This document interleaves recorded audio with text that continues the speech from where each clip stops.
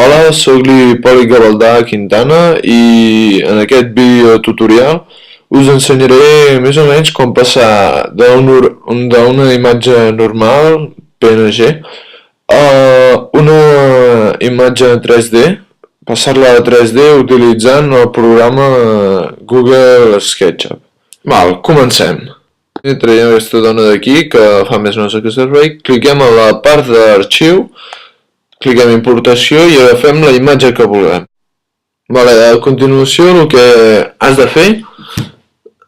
fer és clicar a aquesta tercera opció que es pot observar a la part inferior, ja que si no es fes així, a l'hora de passar la imatge a 3 dimensions hi hauria una sèrie de problemes molt importants.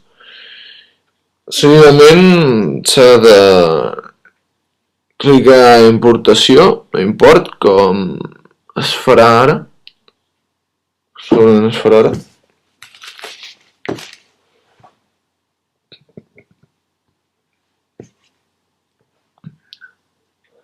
Una vegada importada ja la imatge, fiqueu aquestes 4 línies que podem observar, les dues verdes, en una de les dues cares, però aquestes dues línies verdes han d'estar completament juntades o posades just en els cantons.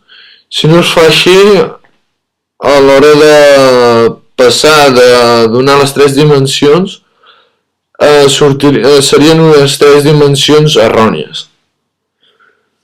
Una vegada has posat correctament aquestes 4 línies, com s'observa a la imatge, s'ha de clicar a Done, fet, i després ja pots començar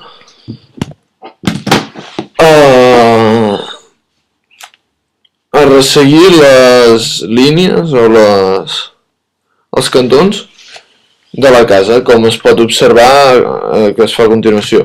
És recomanable fer-ho amb el llapis i no utilitzant el rectangle, ja que amb el llapis tens més llibertat d'acció que no amb el rectangle, i a vegades amb el rectangle pots tenir algun problema, cosa que amb el llapis quasi mai passa.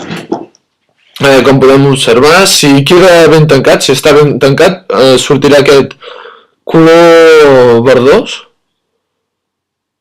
i si no surt has de fixar-te que no t'hagis deixat cap lloc sense juntar les línies o alguna cosa així. Ara, com podeu observar, heu de resseguir les portes i les finestres.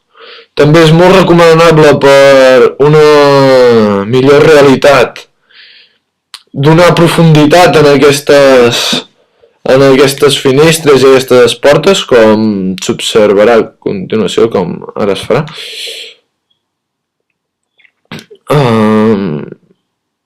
Més o menys com trobeu necessari, és la necessari per una correcta similitud entre la realitat i la creació.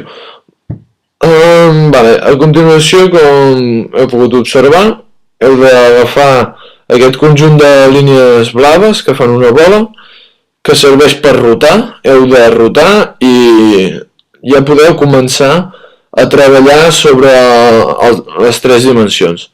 El que heu de fer ara és, utilitzant l'eina de push and pull, si podeu, donar profunditat a la casa. Jo en aquest cas no he pogut i he hagut d'utilitzar l'eina del rectangle per fer cada una de les parets. Això és més laboriós i tarda més temps, això és veritat. Com podeu observar, heu de fer les 4 parets si ho feu amb el rectangle, i com podeu observar aquí, he fet les 4 parets.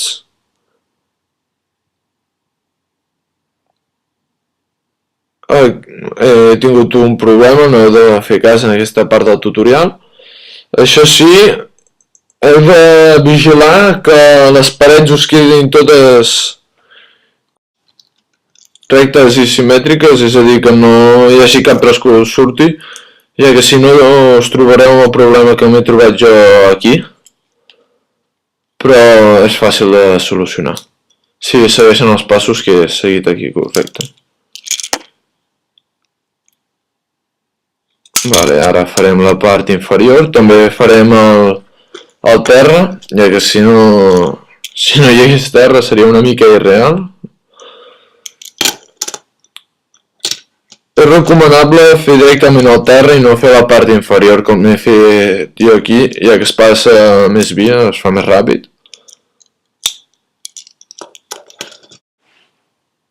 Vale, un cop teniu més o menys ja el terra fet, el que és molt recomanable i el que heu de fer és agafar, tornar a importar la imatge, aquest cop utilitzant la primera opció de les tres que podem escollir i posar-vos-la al costat perquè quan hagueu de pintar la imatge, que és el que haureu de fer ara,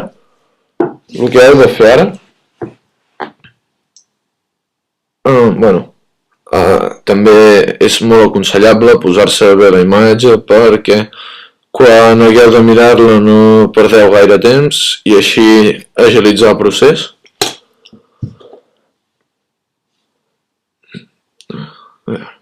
Vale. Ara, un cop ja tenim ben ficada la imatge, l'acabem de retocar, un moment. Vale, un cop teniu ben ficada la imatge, us heu de fixar amb les característiques que té la imatge, per exemple, els colors, les sombres, els colors de les finestres. A veure. Per exemple, una de les parts més importants que s'han de fer, que s'han de tenir en compte, és el color exterior. Per exemple, aquesta casa té un color així blanquinós, que no és concretament un color de pintura, que és com més un arrebossat o més de pedra, per tant s'ha de trobar just el color exacte, o el més semblant. En aquest cas intentaré d'agafar com un color arrebossat que es troba aquí, aquest blanc d'aquí, no? Aquest, sí. Vale. Ara el que heu de fer és un cop trobat el color, pintar tota la casa, les parets o les parts que es necessitin pintar.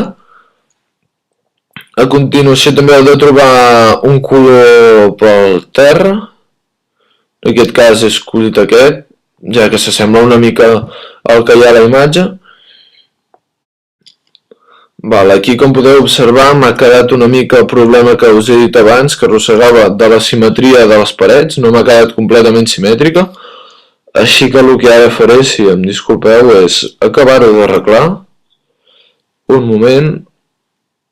Bueno, també una de les possibilitats és borrar-ho i tornar-ho a pintar, però aquest cop amb el llapis per resseguir la línia correcta i no fer un rectangle com vaig fer jo abans. Vale, ara també s'hauria de pintar aquesta paret d'aquí. I també el que heu de fer és pintar les parts aquestes que s'està pintant ara, les parts que han sortit després de la profundització de la paret. Després aquí heu de fer, si feu aquesta imatge, la finestra, heu de buscar després un color més apropiat. En aquest cas és una mica així més foscot i poc translúcid, així que l'opacitat la ficaré una mica més alta, com podem observar. Vale, aquí em falta una mica. Després aquí, a la part, si es necessita més o menys opacitat del color, encara que sigui un color normal i corrent, que no sigui translúcid, aneu a aquesta part inferior que posa opacitat, opacity, i l'aneu canviant.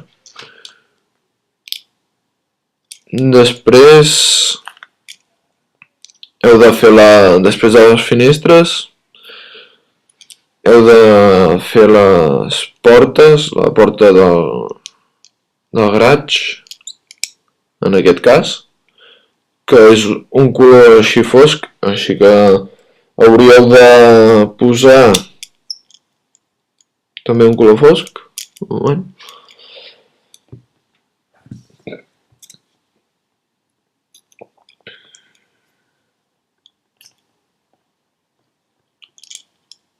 Val, ara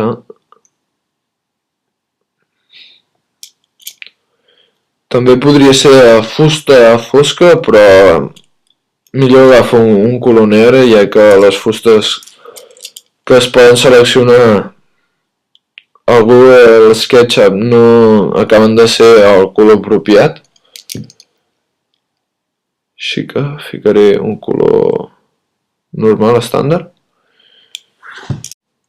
Val, un cop pintada la porta, recordeu que també heu de pintar aquests trossos que han sortit després de profunditzar la porta, aquests trossos que estan de color gris i que seguidament pintaré, com podreu observar.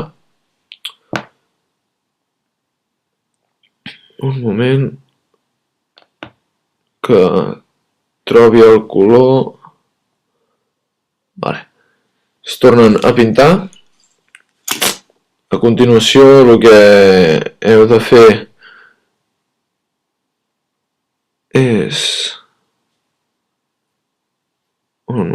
pintar l'altra porta, la porta principal, que com podem observar a la imatge està formada per dues portes. El primer que heu de fer és seleccionar i eliminar aquesta part superior que ens ha sortit després de fer el terra. Seguidament li heu de donar una mica la forma de la porta, és a dir, dividir-la en dues parts. Heu de buscar el centre, que el trobareu, el sabreu on és gràcies a aquest punt. Ara no ha sortit un punt de color més o menys blau cel.